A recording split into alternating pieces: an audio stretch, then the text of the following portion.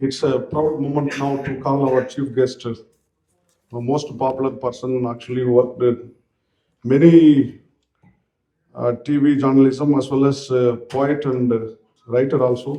On his own, he's having the credit of books and poems, poetry books. None other than Mr. Darren Shahidi. Please, sir, come and enlighten us with your experience so that we can keep up the momentum. Thank you.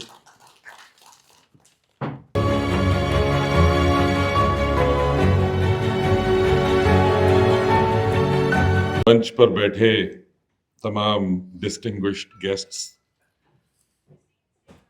B R. Ambedkar subaltern journalism के विजेता और सभागार में मौजूद तमाम दर्शकों, तो संविधान निर्माता श्री बी.आर. अम्बेडकर जी को शत शत नमन।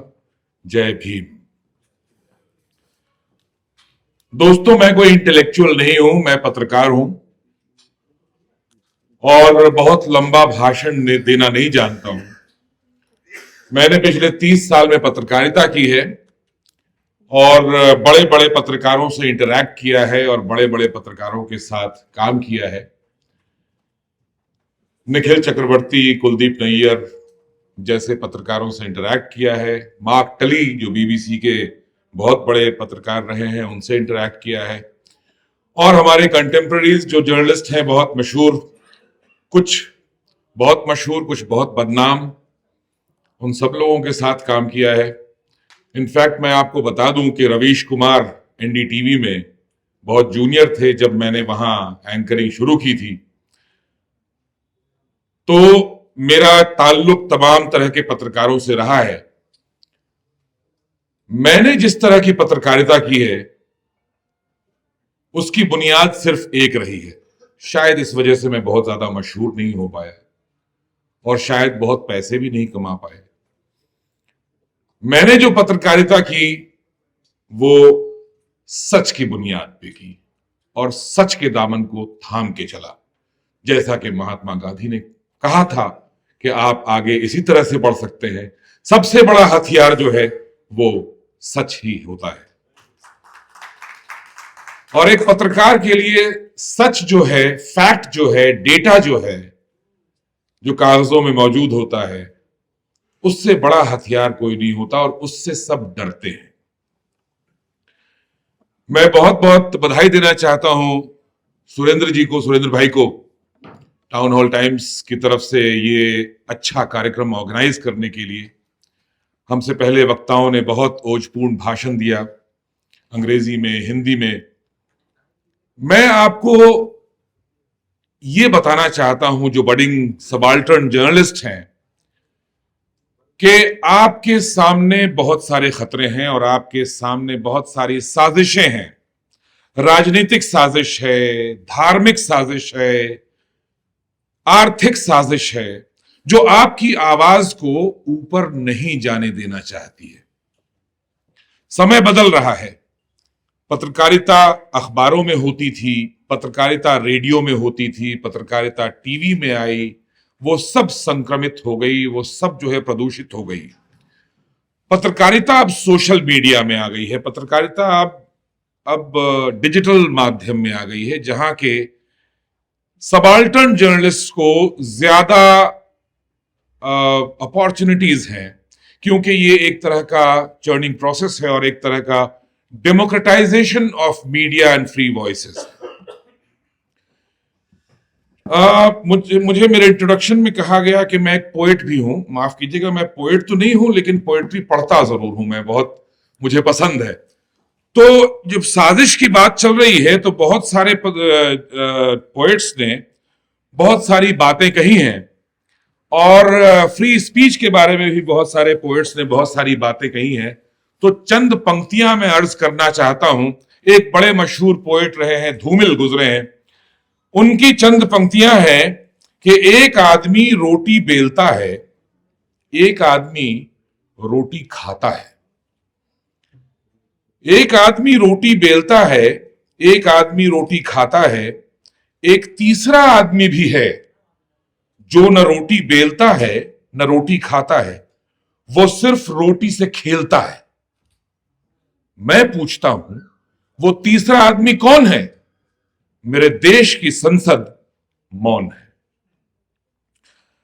देखिए, फैज अहमद फैज साहब जो हैं, जो हिंदुस्तान के बहुत बड़े शायर थे, पाकिस्तान बनने के बाद पाकिस्तानी शायर कहलाने लगे, लेकिन हम तो हिंदुस्तानी ही शायर कहेंगे। बहुत रोमांटिक पोएट थे और बहुत रिवॉल्यूशनरी पोएट भी थे। फ्री स्पीच के बारे में क्या कहते हैं कि बोल के लब आजाद हैं तेरे,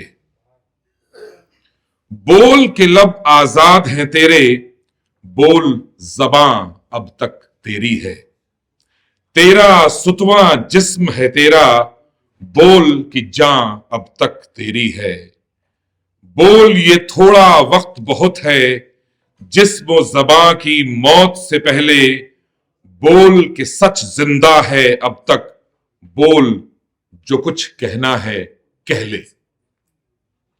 दोस्तों, हमसे पहले बहुत सारे पत्रकार आए और चले गए।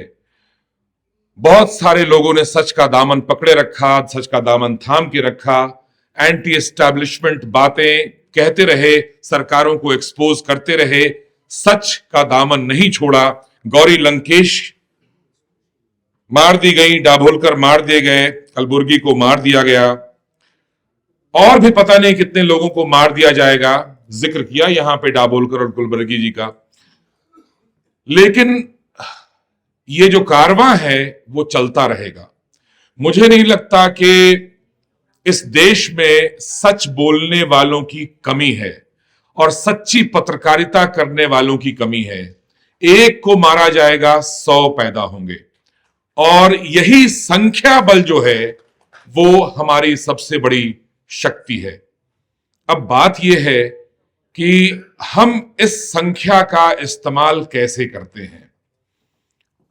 जमाना बदल रहा है, मीडिया बदल रहा है, टेक्नोलॉजी बदल रही है, लेकिन जैसे ही हम अपनी आवाज उठाने की कोशिश करते हैं, वो साजिशें एक बार फिर एक्टिव हो जाती हैं, वो ताकतें एक बार फिर एक्टिव हो जाती हैं कि कैसे इस आवाज को दबाया जाए। मसलन सोशल मीडिया है, हमारे लिए बहुत आसान हो गया है, बहुत डेमोक्रेटाइज हो गया है मीडिया, और बात कहने का तरीका जो बदला है वो इस वजह से बदला है कि अब हमारे पास सोशल मीडिया प्लेटफॉर्म्स हैं। लेकिन आप देखिए कि किस तरह से साजिश, किस तरह से ताकतें फिर एक्टिव हो रही हैं। सबके हाथ में एंड्रॉयड मोबाइल फोन है, सबके हाथ में कैमरा है, सबके हाथ में वॉइस रिकॉर्डर है, जिससे कि पत्रकारिता की जा सकती है। पत्रकारिता करना अब बहुत मुश्किल और महंगा नहीं रह गया। ऑडियो विजुअल या डिजिटल पत्रकारिता अब महंगा नहीं रह गया, तो सबसे बड़ा काम हमारा आसान हो गया। लेकिन आप ये देखिए कि उसमें डेटा यूज होता है। जियो वाले ने डेटा जो है आपको शुरू में फ्री में दिया, उसके बाद फिर उस पर पैसे लगाने शुरू कर दिए, महंगा कर दिया।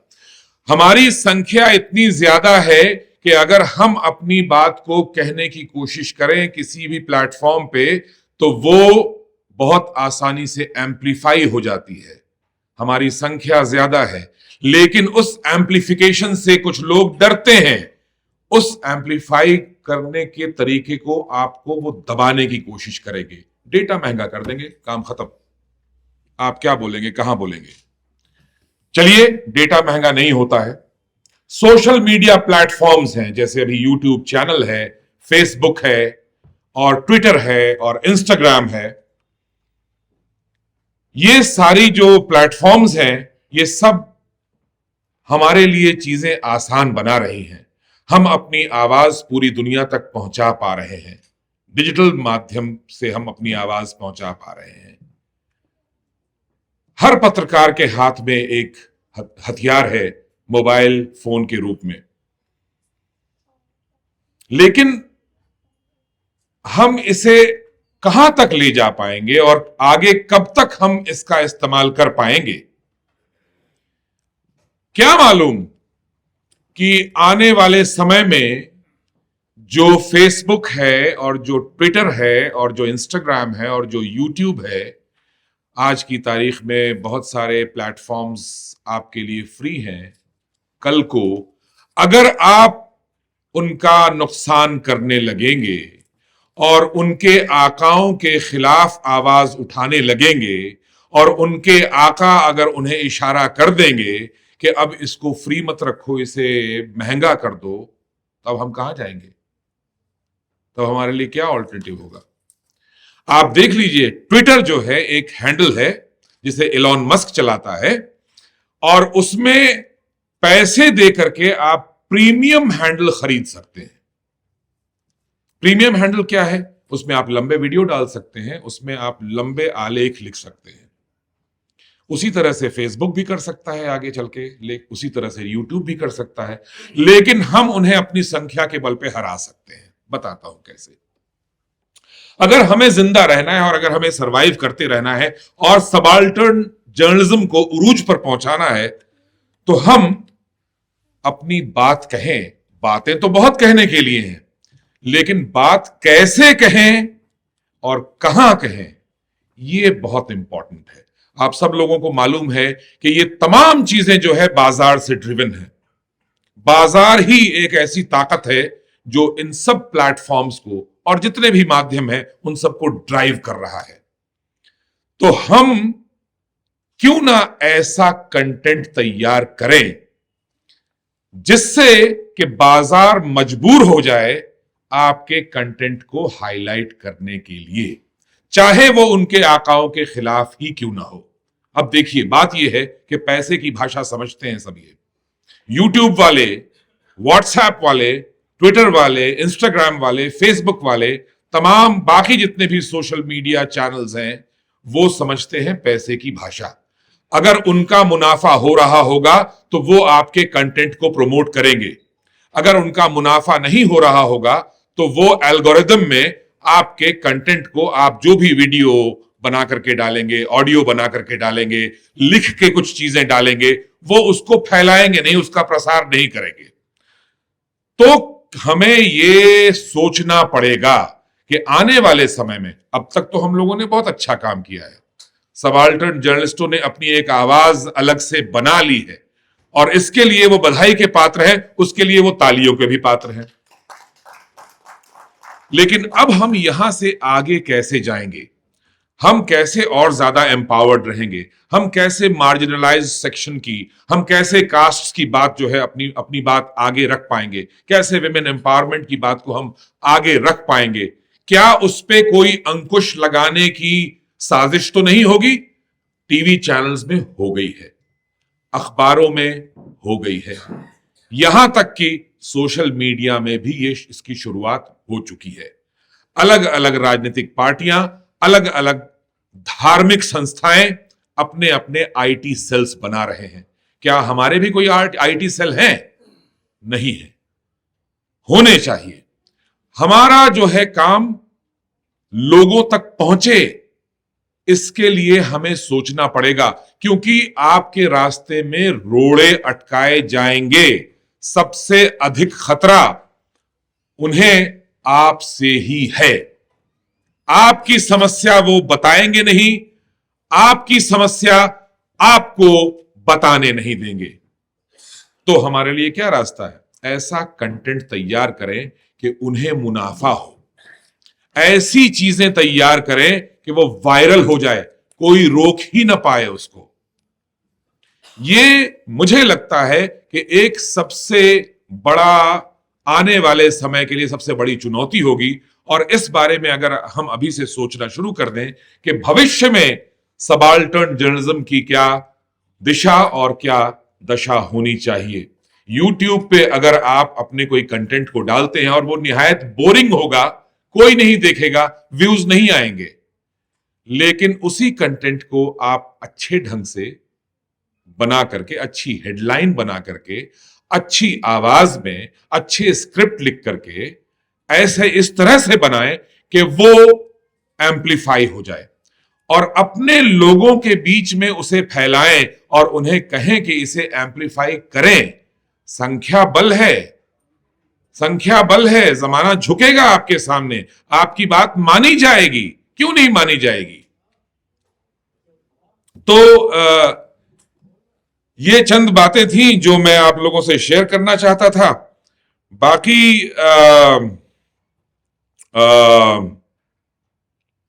है जो बहुत इंपॉर्टेंट है, और मेरा ख्याल है कि सुरेंद्र भाई इस बात को कर रहे हैं बहुत अच्छी तरह से टाउन हॉल टाइम्स के माध्यम से, कि जो डोमिनेंट नैरेटिव्स हैं उसको चैलेंज करना चाहिए। How do we do it? Questioning and critiquing the dominant discourses and power structures in the society. दूसरा है प्रमोटिंग सोशल जस्टिस। ये हम लोगों को लगातार अपने साथ करते रहना चाहिए। हैशटैग का हम इस्तेमाल कर सकते हैं सोशल मीडिया पर। जो कीवर्ड्स हैं उसको हम लगातार सोशल मीडिया पे डाल सकते हैं। अखबारों में, टीवी में या नेट पे जो हमारे आर्टिकल्स जाते हैं उसमें हैशटैग डाल सकते हैं जो सोशल जस्टिस को प्रमोट करे। और एडवोकेसी की यहां पे बात हुई, बहुत सारे लोगों ने बातचीत की। तो जो राइट्स हैं और इंटरेस्ट ऑफ मार्जिनलाइज्ड कम्युनिटीज हैं उसकी बात बहुत जरूरी हो जाती है। Decolonising media, challenging the Eurocentric and patriarchal biases in mainstream media. हमें सिर्फ अपना काम आर्टिकल लिख करके या वीडियो बना करके खत्म नहीं हो जाता। हमारा काम जो है उसके आगे भी जाता है। और जो बात मैंने अभी कही कि हमें लगातार चैलेंज करना है पैट्रियार्कल बायसेस और मेन स्ट्रीम मीडिया में जो चीजें चल रही हैं, जो आमतौर पे या तो राजनीतिक गलियारों से, सरकारी महकमों से, प्रेस विज्ञप्ति के माध्यम से किया जाता है। मेन स्ट्रीम चैनल्स में खबरें तो रह नहीं गई हैं। अब खबरों के रूप में आपको टीवी चैनल्स पे और अखबारों में जो चीज नजर आती है वो यही है कि सरकार ने क्या अच्छा काम किया। अब अखबार भी यही बात कह रहे हैं और टीवी चैनल भी यही बात कह रहे हैं कि सरकार ने क्या अच्छा काम किया। और सरकार के पास अलग से बजट भी है कि सरकार ने क्या अच्छा काम किया इसके लिए एडवर्टाइजमेंट देने के लिए। तो आपका पैसा हर तरफ इस्तेमाल हो रहा है सरकार के गुणगान के लिए। इसको चैलेंज करना बहुत जरूरी है कि सरकार ने क्या किया। ये तो सरकार के पास पैसा है, वो बताएगी एडवर्टाइजमेंट दे करके अखबारों में। सरकार ने क्या नहीं किया वो बताना है ना पत्रकारों का काम। तो इसलिए मुझे लगता है कि ये बहुत अच्छी शुरुआत है। ये सबाल्टर्न जर्नलिज्म का अवार्ड देना, मेरा ख्याल है कि इससे बहुत एनकरेज होंगे जो हमारे यंग पत्रकार हैं, जो युवा पत्रकार हैं, उनके लिए एक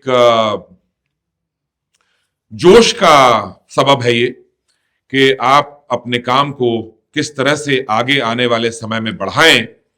जितना आपने काम किया है बहुत अच्छा किया है, इसे आगे एम्प्लीफाई करने की जरूरत है और आने वाले चैलेंजेस को समझते हुए उसको किस तरह से तोड़ना है उस दिशा में आगे काम करने की जरूरत है। अंत में एक शेर कि खामोश मिजाजी तुम्हें जीने नहीं देगी, खामोश मिजाजी तुम्हें जीने नहीं देगी। इस दौर में जीना है तो कोहराम मचा दो।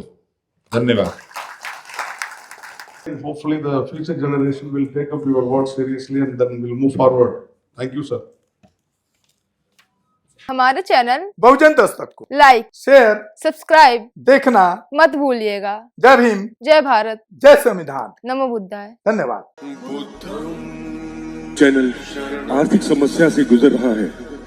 अगर आप बहुजन समाज में बाबा साहेब आम्बेडकर और तथागत बुद्ध की विचारधारा को अधिक से अधिक लोगों तक पहुंचाना चाहते हैं तो हमें आर्थिक सहयोग प्रदान करें ताकि हम अपने चैनल के माध्यम से देश विदेश में समता, बंधुता, एकता और संवैधानिक अधिकारों को ज्यादा से ज्यादा लोगों तक पहुंचा सकें। आप अपनी सहायता राशि नीचे लिखे खाते में जमा करा सकते हैं। खाता धारक गौतम रत्ना, खाता संख्या 316957 68651, IFSC कोड SBIN 0060336, बैंक भारतीय स्टेट बैंक। आप हमारे बैंक खाते का विवरण स्क्रीन पर भी देख सकते हैं। हमारे channel Gautam films production and raw cinema को लाइक, शेयर, सब्सक्राइब देखना। मत भूलिएगा। थैंक्स। धन्यवाद। मैं गौतम रत्ना गौतम फिल्म्स प्रोडक्शन में आपका स्वागत करता हूं। आप हमारे प्रोडक्शन हाउस के अंदर अपना कैरियर बना सकते हैं as a film director, as a producer and actor and actress and editor and cinematographer also. अगर आपको फिल्म से रिलेटेड कुछ भी प्रोजेक्ट आपको बनवाना है तो हमारे पास में पूरा सेटअप है, जिसमें फिल्म कैमरा है, शूटिंग लाइट्स है और एडिटिंग है। सारा A to Z एक ही जगह पर आपको हमारे यहाँ पर मिल जाएगा। तो दोस्तों, आप हमें कांटेक्ट कर सकते हैं हमारे नंबर्स पर 9810085714 और 8510005714। हमें मेल भी कर सकते हैं gautamfilmsproduction@gmail.com पर। धन्यवाद।